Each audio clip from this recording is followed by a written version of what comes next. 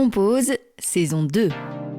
Je suis ravie de vous retrouver après ce petit break estival pour la saison 2 de Compose. Ça m'avait tellement manqué de ne plus m'adresser à vous par ici. Donc je suis vraiment très heureuse de cette rentrée et comme vous l'avez entendu dans le dernier épisode, je voulais démarrer cette saison d'une façon un peu particulière avec vous. Je voulais savoir quel invité de la saison 1 vous avez touché, inspiré, dont le message avait résonné en vous. Et j'ai reçu pas mal de magnifiques retours. Alors déjà, un grand merci à celles et ceux qui m'ont envoyé leur petit audio que j'ai compilé dans l'épisode que vous allez entendre. Et puis certains de mes invités de la saison 1 se sont aussi prêtés au jeu. Vous entendrez donc Coco de Boost Que, Sophie W, Lorenzo Mancini et Gwen de la Bohémerie. Je vous souhaite une très belle écoute. Choisir un seul invité inspirant et motivant, c'est impossible parce qu'ils l'étaient tous. C'est juste un plaisir d'écouter Compose dans les transports en commun le matin et qui que ce soit, quel que soit le thème, ça a un moteur pour la journée et pour se dire qu'en fait tout est possible. Si on regarde déjà dès les premiers épisodes, moi j'ai adoré PE parce que c'était un parcours assez atypique. Puis Charlotte Munzer parce que le stylisme, moi c'est un milieu que je connais pas du tout et elle racontait ça avec tellement de passion que en fait à la fin c'est comme si on connaissait parfaitement le milieu, alors que non, il y a encore beaucoup de choses à apprendre, mais c'était une énorme passion. J'ai adoré Fanny Pierre avec je sais pas, elle avait un sourire dans la voix, donc c'était aussi hyper agréable à écouter. Le premier hors-série avec Boris Engels où il mâche pas ses mots, il dit que c'est compliqué, mais en même temps, je sais pas, ça donne toute la motivation et ça donne envie d'aller toujours plus loin. Salut ma poulette, ici Coco. Donc comme promis, je t'envoie une petite vocale pour te faire un petit feedback par rapport à l'expérience que j'ai eu la chance de vivre, de raconter mon histoire et mon parcours en tant qu'entrepreneuse et en tant que femme à ton micro, il y a quelques mois déjà. Donc voilà, j'avais envie de t'exprimer deux choses. Donc la première chose, c'est qu'en fait, ça a été hyper puissant pour moi de mettre les mots sur tout ça, sur mon projet, parce que ça a vraiment ancré en fait encore plus cette conviction que j'étais à la bonne place, à la juste place. Et oui, moi à l'époque, j'ai beaucoup écouté des podcasts justement quand j'étais dans cette période de changement, cette période de transition, cette période de création de mon projet. Ça m'a beaucoup aidé, ça m'a beaucoup inspiré, ça m'a beaucoup boosté. Et du coup, je suis super heureuse d'avoir pu, moi finalement, transmettre aussi peut-être, je ne sais pas, du boost et du courage et de l'inspiration à des personnes qui traversent la même chose. Donc voilà, ces deux choses-là, donc le fait d'avoir ancré mon message et le fait d'avoir, je l'espère, inspiré d'autres personnes. Donc voilà, merci. Coucou, donc encore Coco, en direction toujours de la forêt. Donc si tu entends des petits bruits de pas, des petits bruits de gravier, des petits bruits de cailloux sur cette vocale et sur la précédente, tu ne dois pas t'en inquiéter.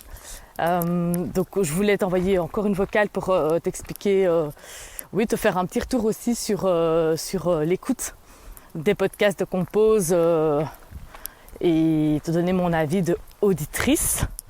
Moi, ce que j'adore dans ton podcast, enfin un truc que je t'ai déjà partagé, c'est le fait que tes invités sont de différents secteurs, de différents lieux, de différents profils, enfin qu'il y a une grande variété et que je trouve ça c'est super riche. C'est super riche de se dire que les personnes qui osent ont tous les profils et que finalement tout un chacune, je sais pas comment on dit, peuvent oser et que voilà, c'est super inspirant. J'ai pas un podcast en particulier qui m'a marqué plus qu'un autre parce que franchement je les ai tous trouvés super inspirants et très intéressants dans le sens où comme je te dis, c'est des secteurs d'activité que je connais pas du tout. Du coup ça m'ouvre pas mal l'esprit et en ça je trouve que c'est très original et je te souhaite vraiment de continuer à fond toutes les idées que tu as envie de développer. Déjà, on a hâte de la saison 2.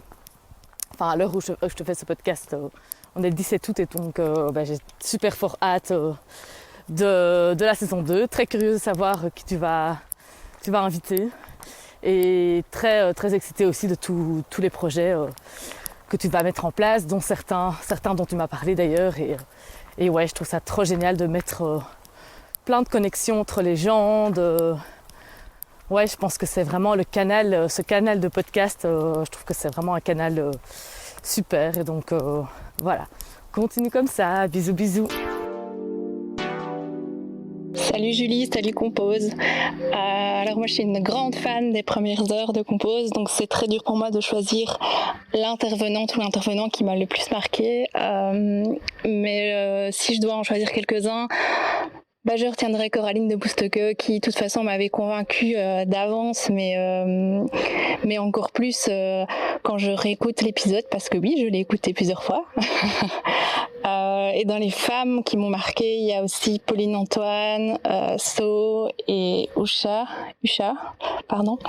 Elles ont fait preuve de beaucoup d'humilité dans leurs interviews et je trouve que c'est une qualité très importante, que ça en tant que personne ou en tant qu'artiste. Le fait de voir l'émerveillement qu'elles ont et la découverte qu'elles ont de tout un pan de leur personnalité que parfois elles ne connaissaient pas avant, et du fait que parfois il faut sortir des cases dans lesquelles on nous a mis depuis qu'on est petit. Ça m'a marqué parce que plusieurs d'entre elles ont dit voilà, on m'a mis dans une case, t'es pas créative, t'es pas artiste, alors qu'en fait peut-être que si. Donc voilà, ça m'a beaucoup touchée. Et voilà, j'en apprends toujours beaucoup aussi dans les podcasts parce que par exemple je pense à celui de Boris Engels qui vraiment m'a fait découvrir tout un monde que je connaissais pas. Et donc voilà, j'ai hâte de découvrir la prochaine saison. En fait, j'aime Compose pour plein de raisons. Je suis curieux et ouvert de nature et j'aime découvrir des choses, rencontrer des personnes, encore plus lorsque leur univers s'écarte plus ou moins du mien que je trouve assez standard dans l'absolu. Et Compose met en lumière ces personnes qui ont un parcours de vie, qui ont eu des projets, qui ont surtout eu la volonté de les mener à bien, mais aussi beaucoup de doutes et des échecs tout au long du chemin. Je trouve que le podcast retranscrit avec bienveillance et aussi de manière très spontanée et naturelle d'ailleurs, tout à la fois l'envers du décor de l'univers de l'invité, mais aussi la complexité de sa personnalité. J'ai par exemple été très impressionné par l'audace, la détermination et la résilience de certains invités. Ils ont en tout cas tous osé, parfois pour certains pas pris assez la mesure du défi qui les attendait, mais en tout cas ils se sont toujours adaptés et n'ont jamais cessé de croire en leur projet. Donc leurs parcours sont tous différents, mais je trouve quand même, à l'écoute en tout cas, très enrichissants. Ça donne presque envie de les rencontrer. Quant au podcast, je trouve qu'il porte super bien son nom. C'est une réelle invitation à prendre confiance et à oser entreprendre, sauter le pas, en tout cas. Et après écoute, on est plus riche de tous ces précieux retours d'expérience, ce qui pourrait nous éviter de tomber dans les mêmes pièges ou de prendre vraiment la mesure réelle de la montagne qu'on a face à soi et qu'on a tendance parfois, dans l'enthousiasme, à sous-estimer. J'ai aussi été très surpris par la capacité que certains ont à regarder dans le rétro, à s'analyser eux-mêmes, à mieux se comprendre, et aussi travailler à ça, et travailler à devenir une meilleure version d'eux-mêmes, une meilleure personne, plus heureuse et épanouie. Ça pousse en tout cas, à titre personnel, à la remise en question.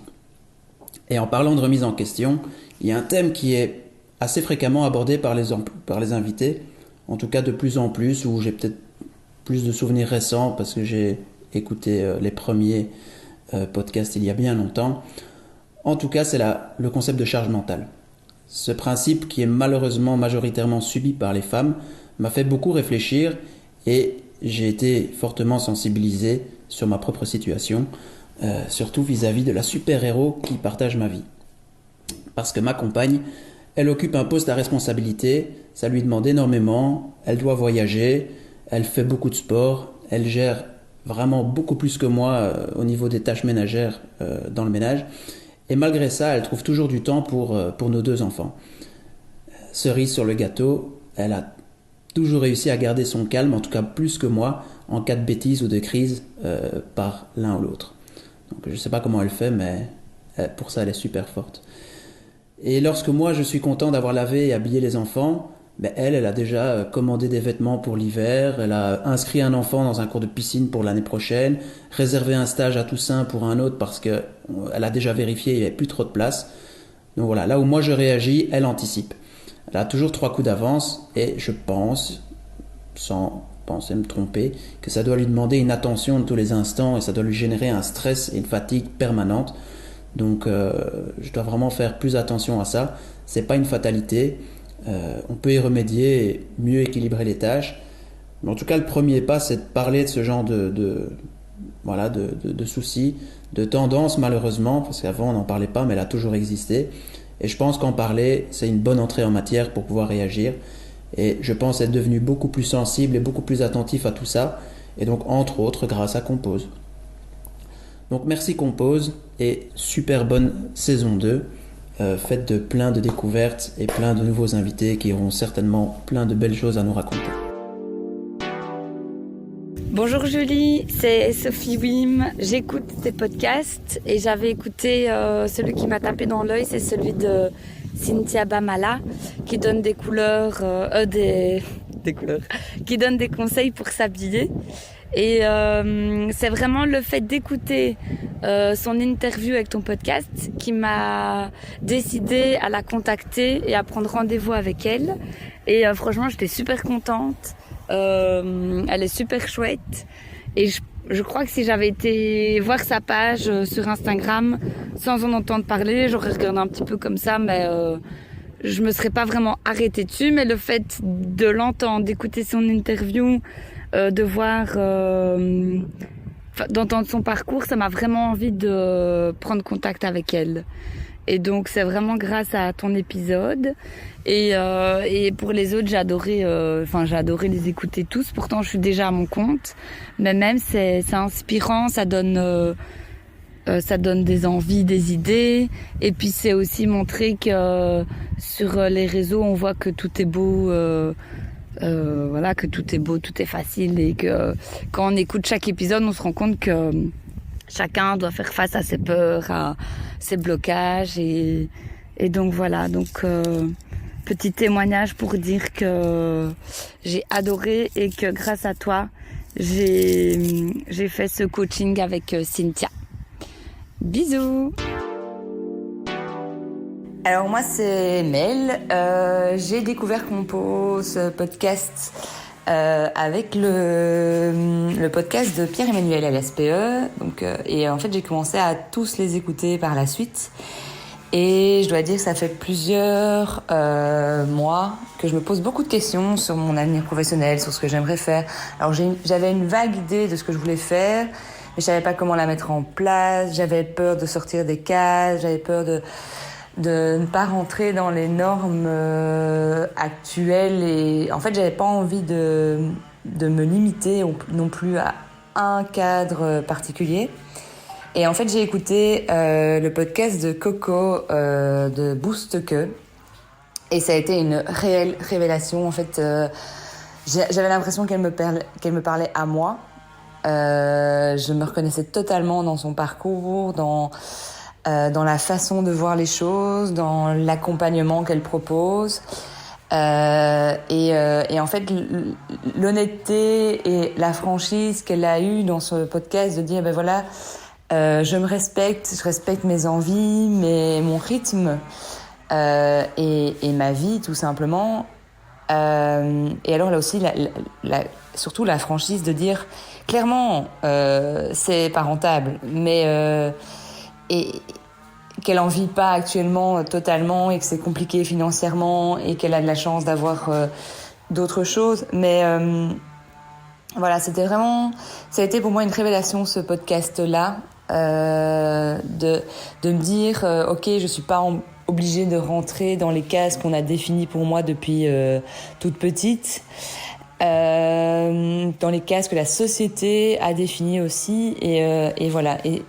Et merci à Compose d'exister, merci à Compose de m'avoir fait découvrir des personnes comme Coco de Boost Que par exemple.